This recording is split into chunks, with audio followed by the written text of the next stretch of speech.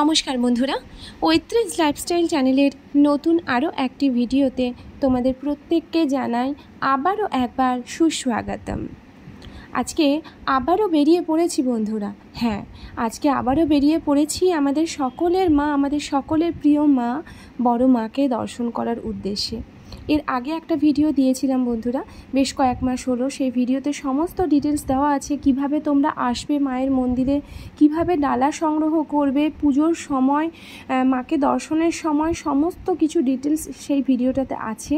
তোমরা যারা এখনও দেখোনি তাহলে তোমরা সেই ভিডিওটা দেখে আমি আমার এই ভিডিওর লিঙ্কেও এই ভিডিওর আমি ডেসক্রিপশন বক্সেও আমি তোমাদেরকে লিঙ্কটা শেয়ার করে দেবো, যাতে তোমরা সমস্ত ডিটেলসটা সেখান থেকে পেয়ে যাও। আর আজকের ভিডিওতে আমি শেয়ার করব আমার এবারে যাওয়ার এক্সপিরিয়েন্সটা। যাই হোক বন্ধুরা, মা চেয়েছে বলেই আজকে সেই সুযোগটা আমার কাছে এসেছে যে মাকে আবার আমি দর্শন করতে যেতে পারছি। সত্যিই তাই, মা না চাইলে আজকের দিনে হয়তো আমি বেরোতেই পারতাম না মাকে দর্শনের উদ্দেশ্যে। অবশেষে নৈহাটি স্টেশনে নেমেছি, আর স্টেশনে নেমে 1 নম্বর গেট দিয়ে বেরিয়ে আসতেই দেখি এখানে দিদিটি মালা টালা নিয়ে বসেছে। তো এখান থেকেই মায়ের পুজোর জন্য মালা আমি সংগ্রহ করে নিলাম। আর তারপর ঠিক রাস্তার উল্টো দিকেই রয়েছে সেই মন্ডা মিঠাইয়ের দোকান। হ্যাঁ বন্ধুরা, তোমাদেরকে আগে বলেছিলাম এই মন্ডা মিঠাইয়ের দোকান থেকে মায়ের পুজোর সন্দেশটাও এখান থেকে নিয়ে নিলাম। আর ঠিক তার পাশ ধরে যে রাস্তাটা রয়েছে সেই রাস্তা ধরেই হেঁটে এগিয়ে গেলে মাত্র 2 মিনিটের হাঁটা পথ, তাহলেই পৌঁছে যাব কিন্তু মায়ের কাছে। ভীষণ মন চাইছিল আগের ভিডিওটা দেওয়ার পর মায়ের কাছে আবারও আসার। সত্যি বলছি, সেই সময় বলবো না, সেই সুযোগটা হয়ে ওঠেনি।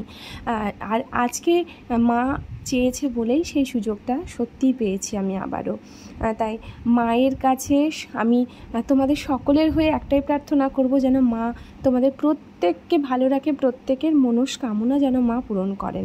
তো বন্ধুরা, এখন আমরা হেঁটে চলেছি সেই রাস্তা ধরে মায়ের মন্দিরে পৌঁছানোর উদ্দেশ্যে। আর দেখতেই পাচ্ছ বাঁদিকে প্রচুর ডালা স্টল আছে। তোমরা আসবে যখন, তোমরা এখান থেকেও ডালা সংগ্রহ করে নিতে পারো। বন্ধুরা, যারা আসতে চাইছো, হ্যাঁ, এখনও পর্যন্ত ভাবছো যে কবে যাব বা কোন সময়ে যাব, একবার মাকে মন থেকে ডাকো যে তুমি মায়ের কাছে এসে মাকে শুধু দর্শন করতে চাও।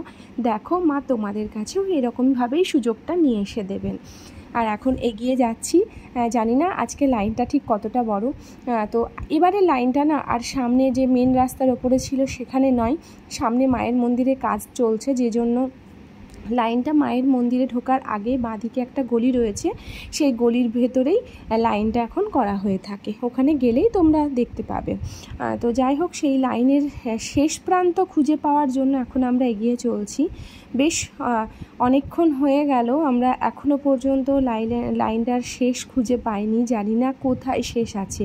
যেখানেই শেষ থাকুক না কেন, সেখানে দাঁড়িয়েই আজকে মাকে দর্শন করেই তবে বাড়ি ফিরব, এটা আমারও মনের ইচ্ছে, চরম ইচ্ছে। যাই হোক, সেই মতো এখন এগিয়ে যাচ্ছি। আর তারপর লাইনের শেষটা যখন পাবো অবশ্যই তোমাদেরকে সেটাও জানিয়ে দেব। তো অবশেষে আমরা প্রায় চলে এসেছি, আর এসে লাইনের শেষে দাঁড়ালাম। লাইন কিন্তু একদম গঙ্গার ঘাট পর্যন্ত পৌঁছে গেছিলো। প্রায় 2 ঘন্টা আমরা এই লাইনে দাঁড়িয়েছি।